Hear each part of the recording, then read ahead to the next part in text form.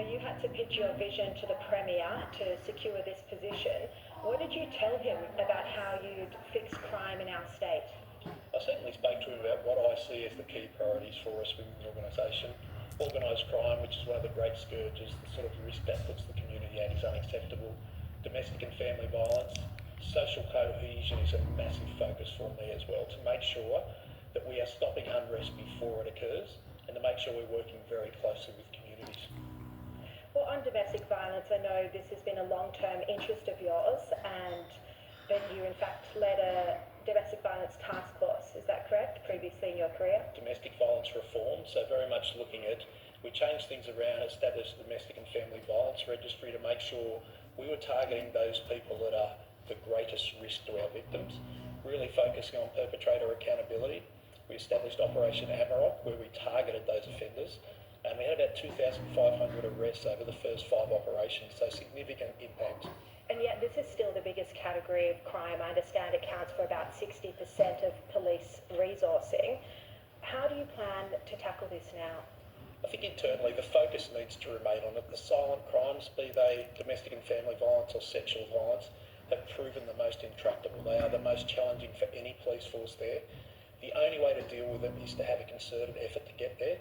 One of the key things for me is to support our officers. So where there are administrative changes we can take to take that burden away from the police so that they can be targeting perpetrators and supporting victims, that's what we're going to be focusing on. But importantly, domestic and family violence is not just a police matter. We need to work across government to make sure we're targeting from all levels. On organised crime, this is obviously in conjunction with the Australian Federal Police. Relations have quite severely broken down in recent times. Do you plan to get them back on track? Relationships are essential in our part of the world. We have demonstrated as a police force in New South Wales that we'll have outstanding success in targeting organised crime. The relationship with the Australian Federal Police is essential, and together we work better. So one of my key priorities will be to work with the Australian Federal Police Commissioner, re-establish the relationship. It's not unusual for a relationship like this to break down. We've had examples of it before. It takes a concerted effort, but we know the community benefits from it. You mentioned that it's a priority for you for Australians to feel unsafe, and you do enter this job at a difficult time. There's an anti-Semitism crisis in our country. You've said that you don't just want people to be safe, but to feel safe. Not just Jewish Australians, but many Australians don't feel safe in the heart of our city with aggressive pro-Palestinian activists on a weekly basis yelling hate slogans like Zionists are terrorists. What will you do about this? I think the community need to have the perception of safety. So it's not enough that we actually keep them safe. They need to see that the police are actually demonstrably supporting them. We've been really focused in New South Wales in making sure that we have supported the Jewish community. I was responsible for establishing Operation Shelter after the Hamas atrocities back in 2023. Very much a proactive and a reactive response, so we were very visible in the eastern suburbs communities so that the entire community could see that the police were present and supporting them.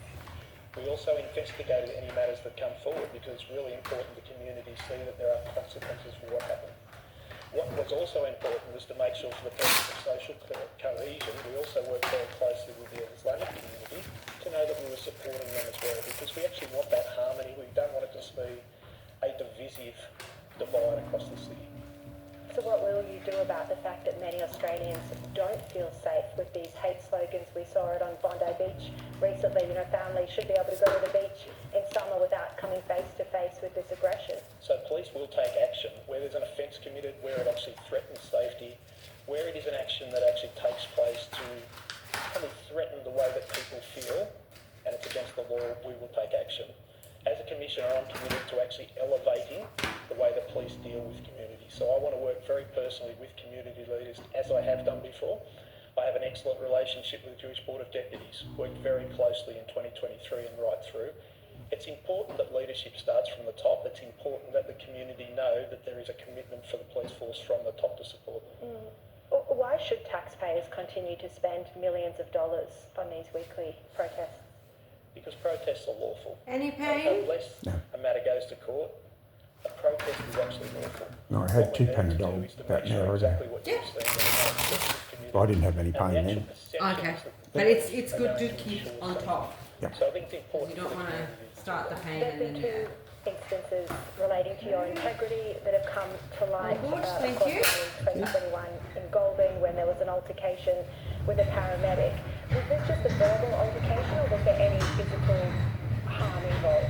No, I was argumentative. There was no physical harm involved. You've spoken about, and the Premier as well, giving second chances. Do you think if there was a verbal altercation which could be interpreted by police as a verbal assault, do you think members of the public should also be given a second chance in these scenarios?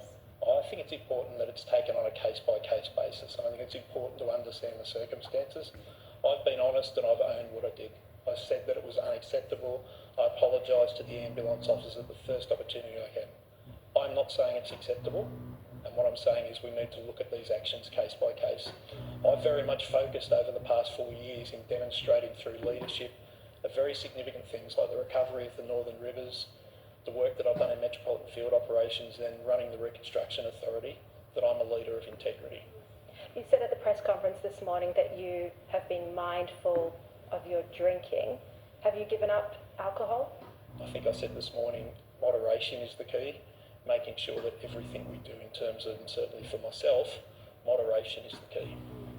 In terms of the operational police boat on New Year's Eve, that only came to light because you were clearly the front runner for this job. Are there any other incidents of integrity that you are worried about that could still come to light? Certainly not that I'm aware of. But you would be aware of them, surely, if you had done anything wrong. So there are no matters that I'm concerned of. As far as I'm concerned, every matter we've spoken about and they've been investigated.